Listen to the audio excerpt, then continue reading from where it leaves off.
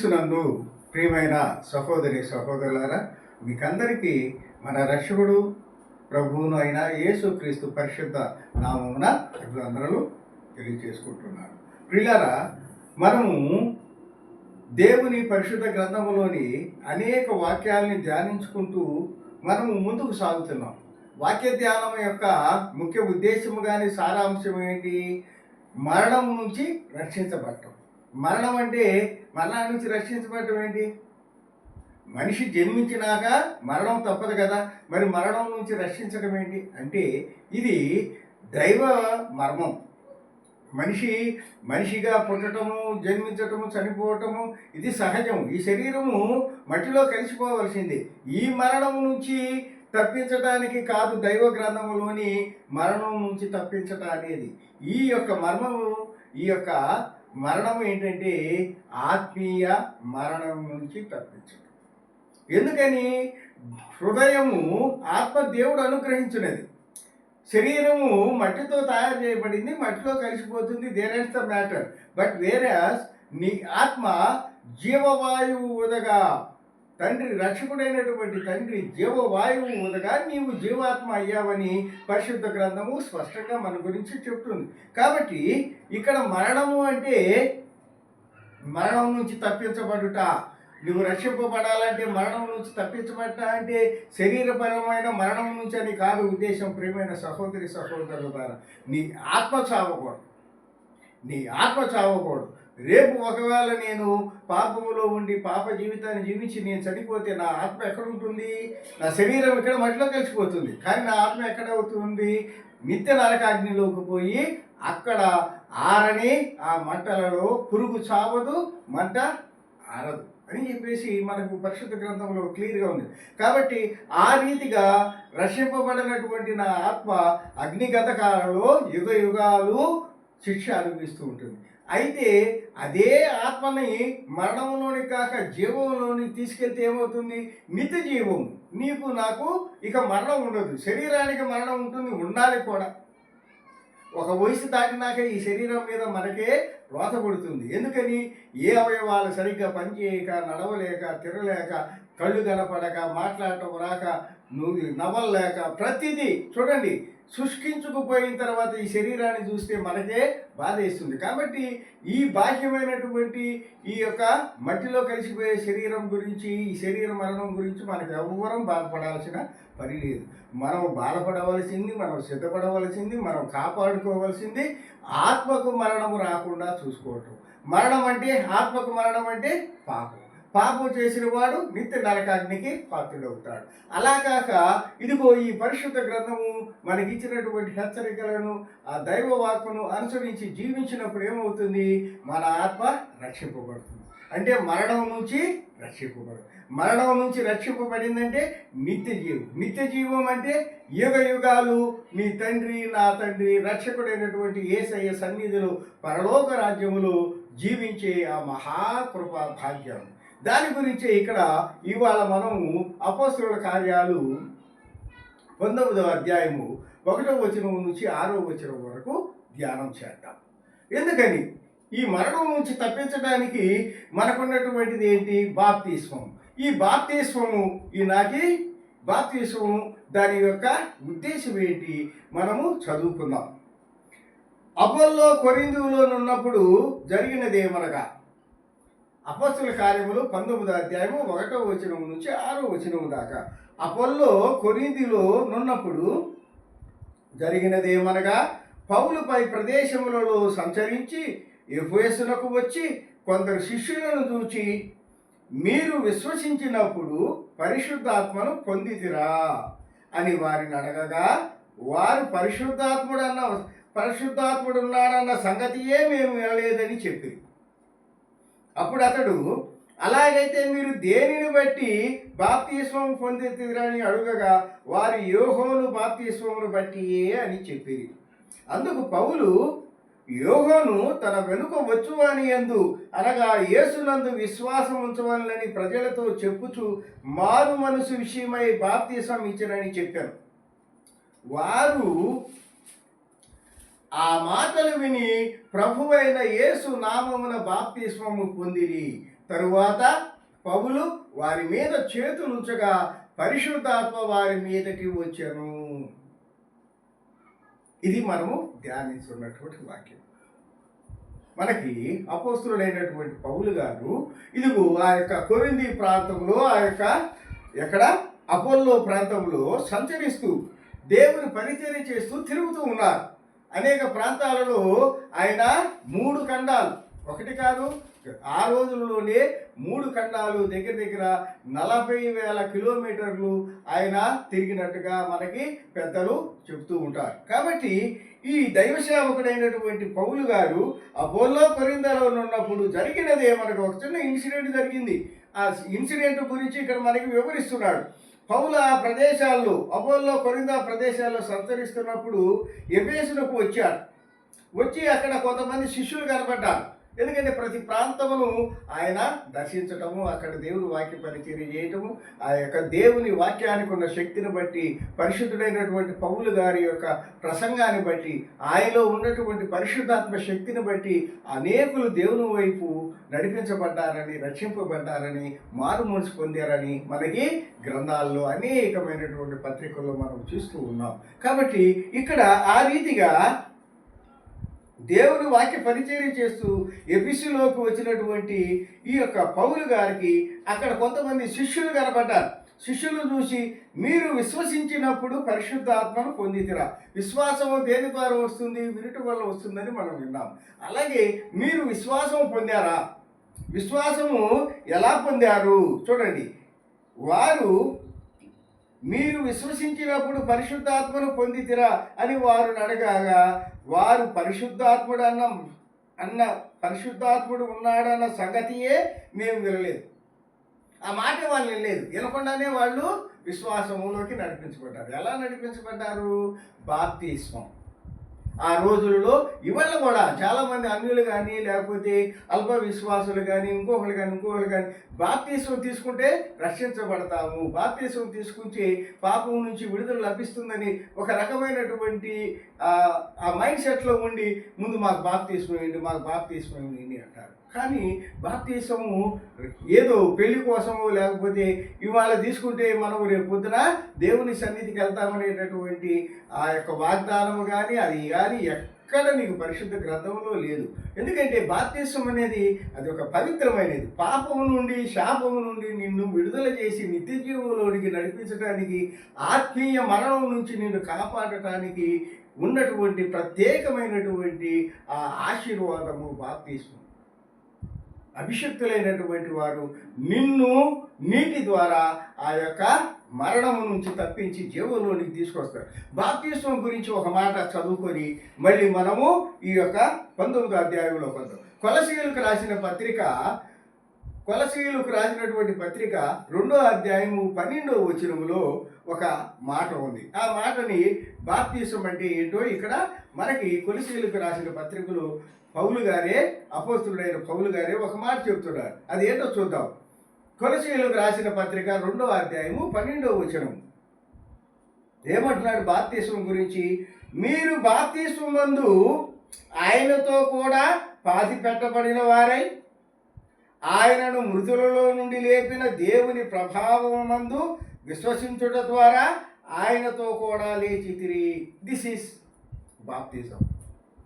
చూడండి, మనము నీళ్ళల్లో ముంచి లేపటమే మనం చూస్తాం. కానీ ఆ నీళ్ళల్లో ముంచి లేపటంలో ఉన్నటువంటి పరిశుద్ధాత్మ శక్తి, దేవుని యొక్క కృప ఎంత గంభీరంగా ఉందో మనము ఇక్కడ ఈ వాక్యంలో చూస్తున్నాడు. ఏమంటున్నాడు ఇక్కడ?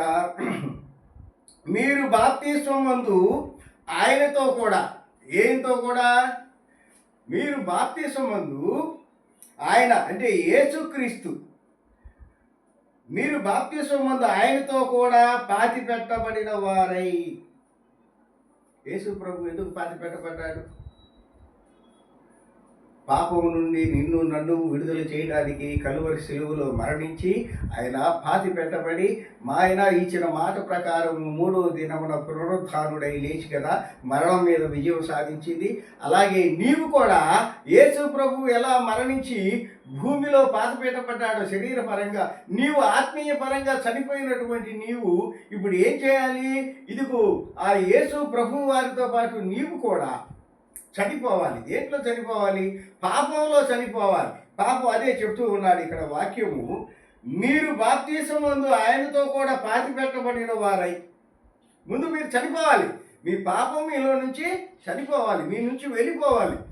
పాపము అనే మరణం నుంచి నువ్వు బయటపడాలి. అది పాతి పెట్టబడిన వారై ఆయనను మృతులలో నుండి లేపిన దేవుని ప్రభావం పాతి పెట్టబడ్డాడు. అలాగే ఉన్నాడా? లేరు కదా. ఈ సృష్టిలో ఆది నుంచి నేటి వరకు చనిపోయి సమాధిలో ఉంచబడి తిరిగి లేచినటువంటి మనిషి కానీ జీవి కానీ ఏదన్నా ఉందంటే అది ఒకే ఒక్క రక్షకుడైనటువంటి యేసుక్రీస్తు ప్రభువారు. కాబట్టి ఆయనే నిజమైన దేవుడు, ఆయనే నిజమైన రక్షకుడు, మన తండ్రి. కాబట్టి ఇదిగో ఆయనతో పాటు నువ్వు సమాధి చేయబడాలి. ఏంటి నువ్వంటే మనం ఆయనతో పాటు సమాధిలో పడుకోవటం కాదు, నీ ఆత్మ మరణంలోనికి, పాపం అనేటటువంటి మరణం నుంచి నీ ఆత్మ విడుదల పొందాలి. నీ ఆత్మ విడుదల పొందాలంటే ఇదిగో పాపముల కోసం మరణించినటువంటి యేసుక్రీస్తు వారితో పాటు నీ ఆత్మ కూడా ఆ యొక్క సమాధిలో పాతిపెట్టబడాలి. పాతిపెట్టినప్పుడు ఆత్మలో ఉన్న పాపం ఏమవుతుంది? తొలగిపోతుంది. ఎందుకని? క్రీస్తును నువ్వు రక్షకుడుగా అంగీకరించి ఆయనతో పాటు నీ పాపముల కొరకు మరణించిన ఆ తండ్రితో పాటు నీ ఆత్మలో ఉన్న పాపాన్ని చంపుకోవడానికి నిన్ను నువ్వు ఆ యొక్క సమాధిలో పెట్టుకున్నావు. కాబట్టి ఆ యొక్క పాపం అనే సమాధిలో నీ పాపాన్ని ఆడ వదిలేసావు. కాబట్టి ఇప్పుడు ఏం జరుగుతుందంటే చూడండి, ఆయనను మృతులలో నుండి లేపిన దేవుని ప్రభావం. చనిపోయినటువంటి ఆ ప్రభువును మృతుల్లో నుండి దేవుడు లేపాడు. తండ్రి అయినటువంటి యెహోవా దేవుడు తన కుమారుడైనటువంటి యేసుక్రీస్తు ప్రభు వారిని మరలా పునరుత్థానుడిగా చేశాడు. అలాగే నీవు కూడా పాపము నుండి మరణించినటువంటి వాడివై నీవు ఇప్పుడు పవిత్రుడిగా రక్షణ పొందిన బిడ్డగా ఇదిగో నీ తండ్రి, ఇదిగో నీ లోక పాపములను పరిహరించడానికి వచ్చినటువంటి ఆ యేసుక్రీస్తు ప్రభువారిని ఏ విధంగా ఆ సమాధిలో నుంచి తండ్రి అయిన దేవుడు లేపాడో ఆ రకంగా నీవు కూడా పాపములో చనిపోయిన నీ ఆత్మని దేవుడు కృపతో కరుణతో నిన్ను క్షమించి ఆ పాపములో ఉన్నటువంటి నీ ఆత్మకు విడుదల దయచేసి తండ్రి కలువరి శిలువలో చిందించిన రక్త ప్రోక్షణ ద్వారా నీకు విడుదల కలిగింది. కాబట్టి నువ్వు ఇప్పుడు ఏం చేయాలంటున్నాడు? ఆయనను మృతుల్లో నుండి లేపిన దేవుని ప్రభావమందు విశ్వసించుట ద్వారా ఆయనతో కూడా లేచి తిని. ఎస్, ఇది విశ్వాసం అంటే, రక్షణ అంటే, బాప్తిసం అంటే ఇది. దేవుడు తన బిడ్డ అయినటువంటి యేసుక్రీస్తు గారిని 3వ దినమున సమాధి నుంచి లేచాడని నువ్వు నమ్మాలి. ఆయన రక్షకుడని నువ్వు నమ్మాలి. నా పాపముల కొరకు మరణించాడు ఆయన, తిరిగి పాపమును మరణమా నీ ముల్లెక్కడ అని ప్రశ్నించి జయించి లేచినటువంటి నీ తండ్రి అయినటువంటి యేసుక్రీస్తు వారు నీకు కలిగించిన విడుదలను నువ్వు స్వీకరించి ఆయనతో పాటు నువ్వు ఆ పాపం అనే దానిని చంపేసి నీ ఆత్మను బ్రతికించుకొని ఇదిగో ప్రభుతో పాటు తిరిగి నువ్వు లేస్తే, ఆ లేచిన దాన్ని నువ్వు నమ్మితే దానిని అప్పుడు నువ్వు బాప్తిసం తీసుకున్నట్టు, అప్పుడు నువ్వు తిరిగి జన్మించినట్లు, మరణం నుంచి పాపం నుంచి విడుదల పొందిన వాడై నీవు తిరిగి జన్మించినట్టు, క్రీస్తు బిడ్డగా నీవు జన్మించినట్టు, రక్షించబడినట్టు. కాబట్టి బాప్తిసం అంటే ఇంత గొప్ప విషయం ఉంది. మరలా ఒకసారి వాక్యాన్ని చెప్తాను చూడు. మీరు బాప్తిసం నందు ఆయనతో కూడా పాతి పెట్టబడిన వారై ఆయనను మృతుల్లో నుండి లేపిన దేవుని ప్రభావం నందు విశ్వసించుట ద్వారా విశ్వాసం, నా తండ్రి నా పాపముల కొరకు మరణించాడని విశ్వాసమేనండి క్రైస్తవులకు ఉన్నటువంటి విశ్వాసము, నిరీక్షణ. ఈ రెండే పాపం నుంచి, శాపం నుంచి, నరకం నుంచి తప్పించేది. కాబట్టి అవి ఉండి నీవు బాప్తిసం పొందినట్టే, ఆ బాప్తిసం పొందితే నీవు రక్షింపబడినట్టే, నీవు నిత్య జీవంలో ప్రవేశించడానికి నీవు దేవుని కృపకు పాత్రుడిపోయినట్లే. కాబట్టి బాప్తిసం అంటే మరణించి తిరిగి లేవటం. పాపమును పాపముతో జన్మించిన నీవు ఆ పాపాన్ని సమాధిలో పెట్టేసి, అంటే దేవుడు ఏ పాపం కొరకైతే సమాధి చేయబడ్డాడో నీ పాపములు నా పాపమును విడుదల చేయడానికి, ఆ రీతిగానే నీ పాపమును ఆత్మలో ఉన్నటువంటి నీ పాపాన్ని చంపివేసుకొని తిరిగి విశ్వాసముతో ప్రభు మూడో దినాలు లేచాడని నువ్వు నమ్మితే, నా పాపముల కొరకే ప్రభువు మరణించి లేచాడని నువ్వు విశ్వసిస్తే, ఆ విశ్వాసం ద్వారా నీవు పొందేటటువంటి రక్షణే బాప్తీసం. ఇప్పుడు మనము ఈ అపొస్తలుల కార్యము 19వ అధ్యాయంలోకి వెళ్ళి ఇక్కడ విషయాలని మనము చదువుకుందాం. ఇదిగో అడుగుతున్నాడు, ఆ ఎఫెసులో ఉన్నటువంటి శిష్యులు అడుగుతున్నాడు, మీరు విశ్వసించినప్పుడు పరిశుద్ధాత్మను పొందితిరా? ఎప్పుడైతే నువ్వు రక్షణలోకి నడిపించబడతావో, ప్రభువా నీవు నా తండ్రివి నా రక్షకుడు అని నేను నమ్మితే నాకేమొస్తుందంటే పరిశుద్ధాత్మ రావాలి. ఇప్పుడు ఎవరికైనా బాప్తీసం తీసుకున్న వాళ్ళకి పరిశుద్ధాత్మ వస్తుందా? అందరము అవసరాల కోసం బాప్తీసం తీసుకుంటున్నాం కదా. అసలు ఆ పరిశుద్ధాత్మ శక్తే లేదు కదా. ఇదిగో ఇతను ఈయన నా ప్రియకుమారుడు, ఈయన యందు నేను ఆనందిస్తున్నానని ఆ బాప్తీసం తీసుకొని ఆ కోనేరులో నుంచి బయటకు వస్తున్నటువంటి ప్రభువు మీద పావురం ఆకాశం నుంచి మనం శబ్దం విన్నాం కదా, స్వరం విన్నాం కదా. సరే, ఏంటంటే దేవుని కుమారుడు కాబట్టి తండ్రి అయినటువంటి దేవుడు ఆ రీతిగా తన ప్రేమను ప్రకటించాడు. మనం మనుషులు, సాధారణ మనుషులు. అయితే ఆ మార్పు నీ ఆత్మలో కనపడాలి కదా. బాప్తీసము ద్వారా నీవు పాపం నుంచి విడుదల పొంది నీవు నీ ఆత్మ రక్షించబడిందనే దానికి గుర్తుగా నీలో పరిశుద్ధాత్ముడు ఉండాలి కదా అని అంటుంది వాక్యం. అపొస్తలుడైన పౌలు గారు ఏమన్నాడు? ఓకే, నీవు విశ్వాసగా మారేనంటున్నావు, బాప్తీసం తీసుకున్నాను అంటున్నావు, వెరీ గుడ్. పరిశుద్ధాత్మ నీలోకి ప్రవేశించిందా అని అడిగినప్పుడు ఆ యొక్క అపొస్తలుడు ఆ యొక్క ఏ ఊరది ఎఫెసులో ఉన్నటువంటి ఆ శిష్యులు ఏమని సమాధానం చెప్తున్నారంటే మనందరం ఆశ్చర్యపోతాం. అంటే తెలియకుండా, అదే ఆ రోజుల్లో ఎప్పుడో క్రీస్తు ప్రభు వారు మరణించినటువంటి తొలి దినాల్లో, కానీ ఆయన మరణించిన 2030 సంవత్సరాల తర్వాత కూడా మన పరిస్థితి అంతే ఉంది. చాలామందికి బాప్తీసం అంటే ఏంటో తెలియదు. కేవలము బాప్తీసం తీసుకుంటే దేవుడి దగ్గరికి వెళ్తాం అనే ఒక మూఢ విశ్వాసంలోనే ఉన్నారు, కానీ దాని గురించి సరైన అవగాహన లేదు. అందుకని ఇక్కడ ఈ ఎఫెసు సంఘం వాళ్ళు ఆ శిష్యులు ఏమంటున్నారు తెలుసా? పరిశుద్ధాత్మను పొందితిరా అని పౌలు గారు అడిగితే దానికి వారు చెప్తున్న సమాధానం ఏంది? పరిశుద్ధాత్ముడు ఉన్నాడన్న సంగతియే మేము వెళ్ళలేదు. ఇలా బాప్తీసం తీసుకొని విశ్వాసంలోకి నడిపింపబడేమని మేము భావిస్తే దానికి గుర్తుగా పరిశుద్ధాత్ముడు ఉన్నాడన్న సంగతే మాకు తెలియదు. అంటే దేవుడి యొక్క ఆదరణ, దేవుని యొక్క కృప, పరిశుద్ధాత్మ శక్తి రూపంలో తనలోకి వస్తుందని విషయం కూడా తెలియకుండా వీరు ఆ రోజుల్లో బాప్తీసం తీసుకున్నారు. ఈ రోజుల్లో కూడా అనేక మంది పెళ్ళిళ్ళ కోసం ఇంకో దాని కోసము బాప్తీసం తీసుకుంటున్నారు. దీనివల్ల ఆత్మకు జరిగే రక్షణ ఏమి లేదు. ఈ లోకపరంగా నీకు ఏదైనా మేలు జరగవచ్చే కానీ ఆత్మపరంగా నీకేమీ రక్షణ జరగదు. కనుక ప్రియమైన సహోదరులారా, నీవు రక్షణ పొందాలంటే నీవు నిజంగా నీ పాపాన్ని సమాధి చేసి నీ ఆత్మను రక్షించుకొని మూడవ దినాన యేసు ప్రభువు వారి సమాధి నుంచి తండ్రి కృపను బట్టి దేవుని దయను బట్టి ఏ విధంగా పునరుద్ధానుడై నన్ను రక్షించాడని నువ్వు విశ్వసించి బాప్తీసం తీసుకుంటే అది నిజమైన రక్షణ. కాబట్టి ఇక్కడ ఏమంటున్నాడంటే పరిశుద్ధాత్ముడు ఉన్నాడన్న సంగతియే మేము వినలేదని వారు చెప్పిరి. అప్పుడు పౌలు గారు, అలాగైతే మీరు దేనిని బట్టి బాప్తీసం పొందితిరి? అలాగైతే మరి దేనిని నమ్మి మీరు దేనిని ఆధారంగా చేసుకొని మీరు బాప్తీసం పొందారు? ఒక ఉద్దేశం ఉండాలి కదా, ఒక ప్రయోజనం ఉండాలి కదా. మరి బాప్తీసం మీరు దేనిని బట్టి తీసుకున్నారు అని అడిగితే వారు ఏమంటున్నారు చూడు, యోహోను బాప్తీసమును బట్టియే అని చెప్పిరి. యోహోను బాప్తీసం ఇచ్చాడు కదా, ఆయన ఇచ్చినందువల్ల రక్షణ వచ్చిందని అందరూ నమ్మారు కదా. మేము కూడా యోహోను బాప్తీసం ఇచ్చాడు కాబట్టి ఆ రీతిగానే మేము కూడా ఆయన ఇచ్చినట్లుగానే మేము కూడా ఇదిగో ఈ దైవ సేవకుల దగ్గర మేము బాప్తీసం తీసుకున్నామని చెప్పినప్పుడు పౌలు గారు ఏమంటున్నాడో తెలుసా? బాప్తీసం ఇచ్చే యోహోను నామకార్థంగా చేయలేదు, నీళ్ళలో ముంచి తీసి నువ్వు రక్షించబడ్డావని చెప్పలేదు. ఆయన బాప్తీసం ఇచ్చే యోహాను గారు చెప్పిన సాక్ష్యం ఉంది. ఏమిటది? అందుకు పౌలు, యోహోను తన వెనుక వచ్చు వాని యందు అనగా యేసునందు విశ్వాసం ఉంచవలని ప్రజలతో చెప్పుచు మారు మనసు విషయమైన బాప్తీసం ఇచ్చినని చెప్పెను. నోను, యోహోను బాప్తీసం ఇచ్చు యోహోను నావికే వాస్తే బాప్తీసం ఇవ్వలేదు, నీళ్ళల్లో ముంచలేదు. ఏమని చెప్పి బాప్తీసం ఇచ్చాడు? ఇదిగో ఇదిగో నా వెనుక వచ్చు వాని యందు అనగా యేసుక్రీస్తునందు విశ్వాసం ఉంచి వానికి రక్షణ లభిస్తుంది.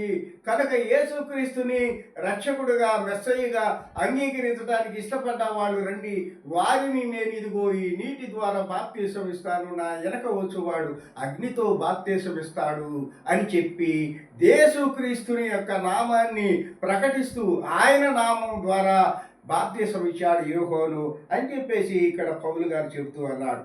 వారు ఆ మాటలు విని ప్రభువైన యేసు నామమున బాప్తీసం. అప్పుడు ఓహో, అలాగైతే మేము తీసుకున్న బాప్తీసమే కాదు, ఏదో వాళ్ళు నీళ్ళలో ముంచారు లేపారు, ఇదే యోహోను ఇచ్చిన బాప్తీసం అనుకొని అలాంటిది అనుకొని మేము సంతోషపడ్డాము. కానీ మీరు చెప్పిన దాన్ని బట్టి మాకు ఇప్పుడు అర్థమైంది, బాప్తీసం అంటే అలా కాదు, నిన్ను పాపము నుంచి రక్షించే శక్తి కలిగినటువంటి దేవుని నామమున బాప్తీసం పొందితేనే నీవు రక్షించబడతావనే సత్యం నీ మాటల ద్వారా తెలిసింది. కనుక దైవ సేవకుడైనటువంటి ఓ పరిశుద్ధుడైన పౌలు గారు, నీవు మాకు బాప్తీసం అన్నప్పుడు ఆ మాటలు విని ప్రభువైన యేసు నామమున ఆ శిష్యులు బాప్తీసం పొందిరి.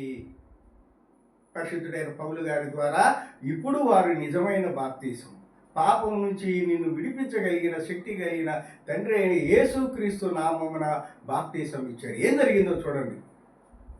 తరువాత పౌలు వారి మీద చేతులు ఉంచగా పరిశుద్ధాత్మ వారి మీదకు వచ్చిన. ప్రేతలా ఇదండి బాప్తీసం. అలాంటి భక్తులు ఇప్పుడు ఎక్కడున్నారు? అలాంటి విశ్వాసులు ఇప్పుడు ఎక్కడున్నారు? అలాంటి దైవజనులు ఎక్కడున్నారు? కొన్నిసార్లు అనిపిస్తుంది, నిజంగా వీళ్ళు దైవజనులేనా, వీళ్ళు ఈ రకంగా బాప్తీసాలు ఇవ్వడానికి వీళ్ళకి యోగ్యత ఉందా, వీళ్ళలోనే పరిశుద్ధాత్మ లేదు, వీళ్ళు ఈ బాప్తీసం ఇవ్వటం ద్వారా మీరు ప్రజల్ని రక్షించగలరా, దేవుని సన్నిధికి నడిపించగలరా అనిపిస్తుంది.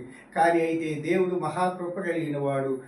బాప్తీసం ఇచ్చే నన్ను బట్టి కాక, బాప్తీసం ఎవరి నామం మీద ఇస్తున్నామో ఆ యొక్క గొప్ప నామమును బట్టి వారికి పాపం నుంచి, శాపం నుంచి, మరణం నుంచి విడుదల పొందే కృపను అనుగ్రహించాడు. కాబట్టి ఇక్కడ బాప్తీసం ఇచ్చే వ్యక్తి పనికిమాలిన వాడే కావచ్చు, బట్ దేవుని నామమును అభిషక్తుడు కాబట్టి, దేవుని నామమున నీకు బాప్తీసం ఇస్తున్నాడు కాబట్టి నీవు నిజముగా యోగ్యుడివి అవుతావు. కాబట్టి ప్రియమైన సహోదరి సహోదరులారా గమనించండి, పౌలు వారి మీద చేతులు ఉంచగా బాప్తీసం ఇచ్చి వారిని ఆ యొక్క కోనేరు పక్కన ఉన్నటువంటి ఒడ్డు మీదకి వచ్చినాక ప్రార్థన చేసి వారి మీద చేతులు ఉంచి ప్రార్థన చేయగా పరిశుద్ధాత్మ వారి మీదకు వచ్చను.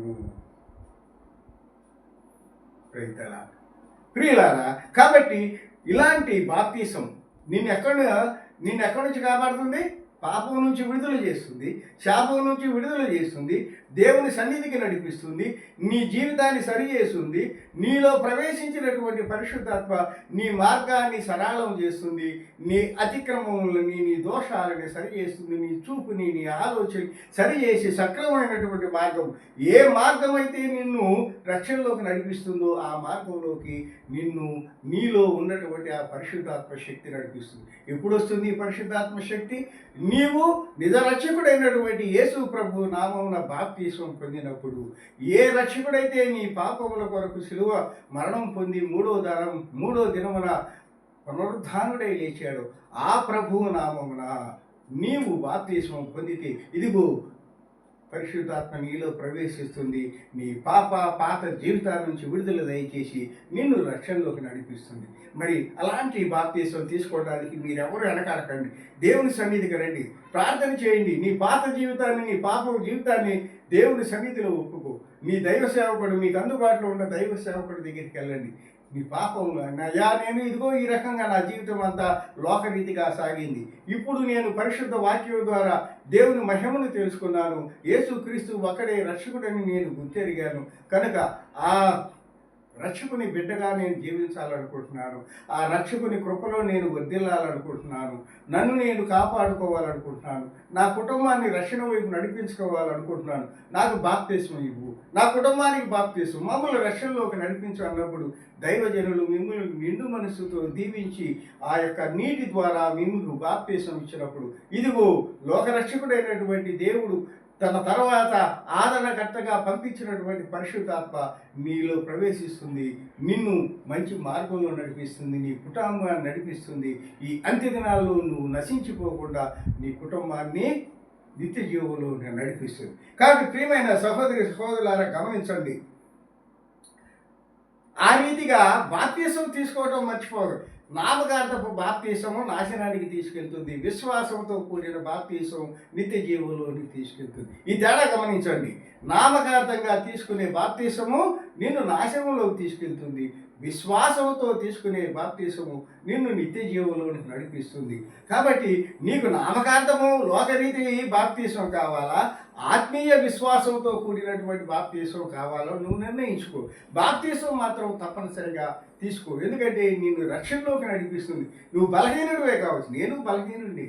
మరి దేవుని కృపను బట్టి బాప్తిసం తీసుకున్న పిదప పరిశుద్ధాత్ముడు నాలో ప్రవేశించి నా చెడు మార్గాన్ని, నా దుష్టత్వాన్ని అంతటిని పారద్రోలి ఇదిగో ఈ రీతిగా మీ అందరి ముందు నిలబడి దేవుని వాక్యాన్ని పరిచర్య చేసి మహాప్రభుడు భాగ్యాన్ని ఇచ్చాడు. నేను ఎంతటి వాడిని, ఏ పాటి వాడిని, ఏ అర్హత యోగ్యత లేని నన్ను నిలవబెట్టిన దేవుడు నిన్ను, నీ కుటుంబాన్ని, మనల్ని రక్షించలేడా? మన రక్షణ కోసమే కదా ఆయన వచ్చింది.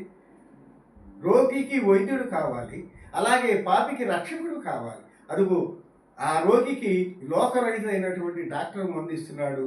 మనము ఆత్మీయ పాపులం అయినటువంటి మనల్ని ఈ పాపం అనే రోగం నుంచి రక్షించడానికి, కాపాడటానికి ఇదిగో దేవాది దేవుడైనటువంటి దేవుని కుమారుడైన యేసుక్రీస్తు వారు నీకు నాకు రక్షణ ఇవ్వడానికి ఈ లోకానికి వచ్చాడు. ఈ సత్యాన్ని మనందరం మనసులో పెట్టుకోవాలి. ఆ యొక్క రక్షకుడైనటువంటి ప్రభువు సన్నిధిలో ఆయన నామమున బాప్తిస్మం తీసుకో. తీసుకుంటేనే కాదు, తీసుకున్నాక నీ జీవితాన్ని ఎప్పటికప్పుడు ఇదిగో ఈ పరిశుద్ధ గ్రంథపు వాక్యపు వెలుగులో నడవడానికి ప్రయత్నం చేయి. ఇప్పటి వరకు నువ్వు నడిచిన రోడ్డంతా గతుకులు, బతుకులు, ముళ్ళగంపలతో అనేక రకాలైనటువంటి వాటితో నిండి ఉంది. కానీ ఎప్పుడైతే నీవు బాప్తిస్మం తీసుకొని దేవుడు రక్షకుడైన యేసుక్రీస్తు నామమున నీవు రక్షింపబడ్డావో అక్కడి నుంచి నీ మార్గం కంప్లీట్గా మారిపోతుంది. ఇప్పుడు దాకా నువ్వు నడిచిన మార్గము చీకటి మార్గము, గతుకుల మార్గం. ఇప్పుడు నుంచి నువ్వు నడిచే మార్గము వెలుగు మార్గము, మంచి మార్గం. ఇది నిన్ను డైరెక్ట్గా దేవుని సన్నిధికి నడిపిస్తుంది. ఇంకొక వాక్యం చెప్పుకొని మనం ముగిద్దాం. ఎఫెసీయులకు రాసినటువంటి పత్రిక, ఇదే పౌలు గారు. మనము ఇటు ఎటు వచ్చినా మనకి పౌలు గారి మాటలే మనకి దొరుకుతాయి. గమనించండి సహోదరి సహోదరులారా, నూతన నిబంధన గ్రంథములు హెచ్చరికలు కానీ, మనల్ని ఎప్పటికప్పుడు మన జీవితాలు సరిచేసే వాక్యాలు కానీ ఇదిగో పరిశుద్ధులైనటువంటి పౌలు గారి పత్రికల్లోనే మనకి ఎక్కువగా తగ్గుతూ ఉంటాయి. కొంచెం హెచ్చరికలు కూడా గట్టిగా స్ట్రాంగ్గా ఉంటాయి. అయితే భయపడకూడదు, ఎందుకంటే ఈ దేవుని మాటలు ఈ పౌలు గారి సొంత మాటలు కాదు. కాబట్టి దేవుని మాటలను మనం జాగ్రత్తగా గమనించి వాటిని స్వీకరించి తదనుగుణంగా, ఒక అధికారిని చూస్తేనే భయపడి చేతులు కట్టుకుంటామే, లోకరక్షకుడైన దేవుని మాటలను మనము గౌరవంగా, మర్యాదగా, వినయంగా వినకపోతే మనం నశించిపోమా? ఈ చిన్న లాజిక్. అధికారిని చూసి చేతులు కట్టుకునే నీవు నీ సృష్టికర్త అయినటువంటి దేవుని సన్నిధిలో వినయంతో నీవు ఉండలేవా? ఆ రీతిగా నీవు ఆయన చెప్పిన మార్గాన్ని జీవించలేవా? ఆలోచించండి సహోదరి సహోదరులారా, ఆలోచించండి. ఎఫెసీయులకు రాసిన పత్రిక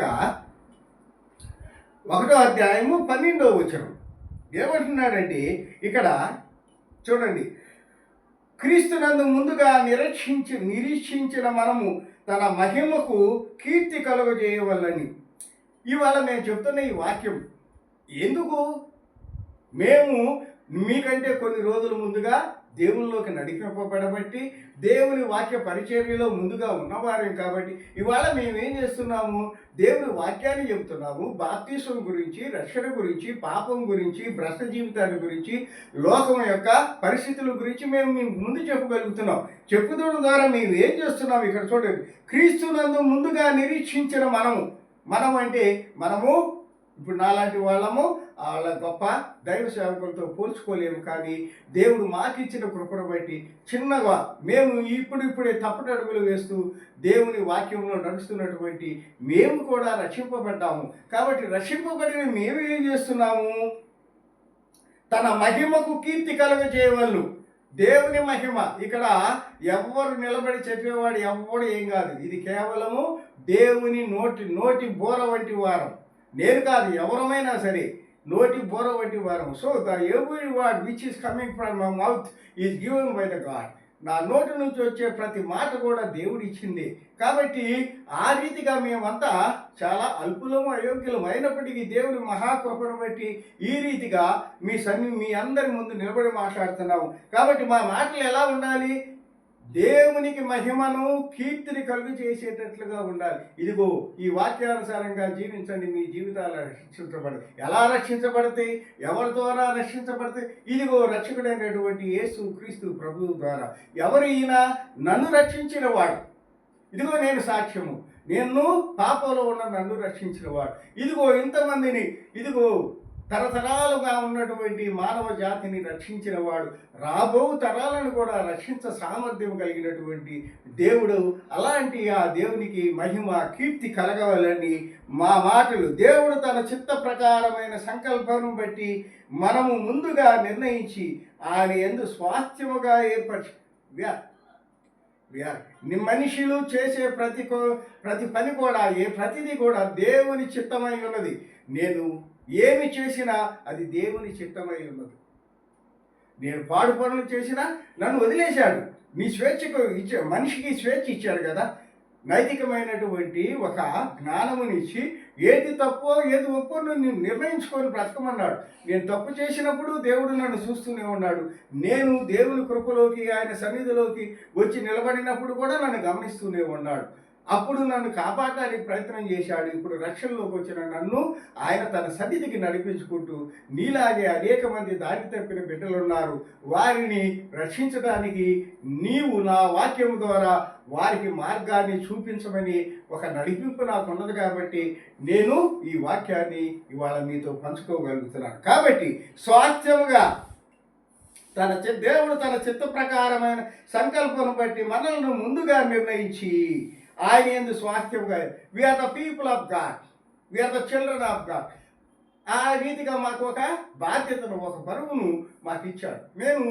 నాకు ఇప్పుడే పని లేదు, నేను రిటైర్ అయ్యాను, హ్యాపీగా గుణంతలు సంతోషంగా నా భార్య బిడ్డలతో కలిసి నేను హ్యాపీగా ఉండగలను. దేవుడు ఇచ్చిన ఆయుష్కాలం అంతా బ్రతకగలను. బట్ ఎందుకు నేను ఈ దేవుని పరిచర్యను ఎంచుకున్నానంటే, నేను ఇన్ని సంవత్సరాల ఈ యొక్క లోక రీతి జీవనాన్ని తర్వాత దేవుని కృపను బట్టి అనేక ప్రాణాపాయాల నుంచి, కరోనా వంటి మహమ్మారి నుంచి రక్షింపబడ్డాను. ఇవాళ ఈ వయసులో కూడా ఆరోగ్యంగా ఉన్నాను. కాబట్టి దేవుడు నాకు ఇచ్చినటువంటి ఆయుష్ని, ఈ యొక్క ఆరోగ్యాన్ని దేవుని కృపను బట్టి ఆయన పరిచర్యకు వాడతాము. నాలాగా అనేకులు దారి తప్పినటువంటి వ్యక్తులను, క్రైస్తవులేమి అన్యులేమి ఎవరైనా దేవుని బిడ్డలే. ఈ లోకరీతిగా మన కులాలు ఉండొచ్చు, మతాలు ఉండొచ్చు, నేను వేరు నువ్వు వేరు అనే భావన ఉండొచ్చు. కానీ దేవుని దృష్టిలో నువ్వు నేను మనందరం ఆయన బిడ్డలమే కనుక నా చేతనైనంత మటుకు దేవుడు నాకు ఇచ్చిన శక్తి మేరకు దేవుని వాక్యాన్ని మీకు అందించడం ద్వారా మీ ఆత్మలను రక్షించి మీ కుటుంబాలను దేవుని సన్నిధికి నిత్య జీవంలోనికి నడిపించడానికి ఇదిగో మేమందరము, నా వంటి వారు అనేకులము ముందుగా దేవుని చిత్త ప్రకారమైన సంకల్పను బట్టి, it is the preparation of God. ఇది దేవుని సంకల్పము. కాబట్టి నేను నిలబడగలిగాను. దేవుడి సంకల్పం లేకపోతే ఎవ్వడము ఏమీ చేయలేము. మాట్లాడటానికి ఇవాళ నాకు ఈ నోరే ఉండేది కాదు దేవుని సంకల్పం లేకపోతే. కాబట్టి అట్టి దేవుని సంకల్పంతో ఈ వాక్య పరిచర్య చేస్తున్నాము. దయచేసి సహోదరి సహోదరులారా, నేను చెప్పే ఈ వ్యక్తిని కాదు మీరు చూడవలసింది, పరిశుద్ధ గ్రంథపు వాక్యంలోని సత్యాన్ని. ఆ సత్యాన్ని మీరు మర్చిపోకండి, ఆ సత్యాన్ని నిర్లక్ష్యం చేయబాకండి.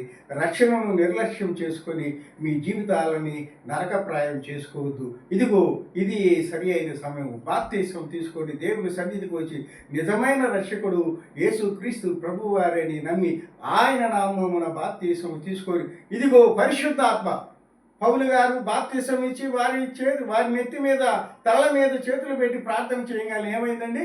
పరిశుద్ధాత్మ వచ్చి వారు అనేక భాషలలో వారు ప్రార్థన చేశారని మనం వాక్యం సెలవిస్తూ ఉండగా ఆ వాక్యాన్ని విశ్వసిద్దాము, ఆ మాటలను నమ్ముదాము, ఆ మార్గంలోకి వెళ్దాము, బాప్తీసం తీసుకొని మన పాత జీవితం నుంచి విడుదల పొంది దేవుని నిత్య జీవంలోనికి మనము అందరము ప్రవేశించాలని ఆశిస్తూ కొద్ది మాటలు మీకు ఇస్తున్నాను.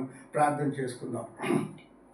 మహాకృప కలిగిన మాత్రమే దయగల వేసిన ఆయన నేనేమైనా అది మీ చిత్తమైన అల్పుడు నయోగునైనా నన్నునైనా మీ సన్నిధిలో నిలవబెట్టి నాయన ఇదిగో యూట్యూబ్ ద్వారా అనేక మంది ప్రజలకు మీ సువార్తను అందించడం నాకు ఇచ్చిన ఈ గొప్ప భాగ్యమును బట్టి నాయన వేలాది స్తుతులు స్తోత్రం నాయన. అలాగే వింటున్న బిడ్డలను నాయన దర్శించండి, వివేచన దయచేయండి నాయన. కఠినమైన హృదయాలను నాయన మీ వాక్యమని శుద్ధితో పగలకొట్టి నాయన వారి కఠిన హృదయాలలో నుంచి నాయన జీవజలం ఊరినట్లుగా ఇదిగో నాయన ఇశ్రాయేలు జనాంగం నాయన ఎడారిలో ప్రయాణం చేస్తుంటే తాగడానికి నీరు లేనప్పుడు నాయన బండను పగలకొడితే జలము వచ్చింది నాయన. ఆ రీతిగా కఠినమైన నీ బిడ్డల హృదయాల ఈ కాఠిన్యాన్ని మీ వాక్యం అనే శుద్ధితో పగలకొట్టి జీవజలాన్ని ఉత్పత్తి చేయని ఆయన బిడ్డలు మీ పాద సన్నిధికి చేరి ఇది నాయన నిజరక్షకుడువైన దేవుడు నీవేనని నాయన నీ పాదముల చెంతకు చేరి నాయన ప్రార్థన విజ్ఞాపన పశ్చాత్తాపంతో నీ కృపకు పాత్రలే బాప్తీసం ద్వారా నాయన పాప జీవితం నుంచి విడుదల పొంది నాయన రక్షింపబడి నిత్య జీవంలోనికి ప్రవేశించడానికి బిడ్డలందరికీ మీ కృప మీ కాపుదల అనుగ్రహించి మీ పరిశుద్ధాత్మ శక్తితో నింపి నడిపించమని యేసు నామమున ప్రార్థించి అడిగి వేడుకొంచున్నాను తండ్రి. ఆమేన్.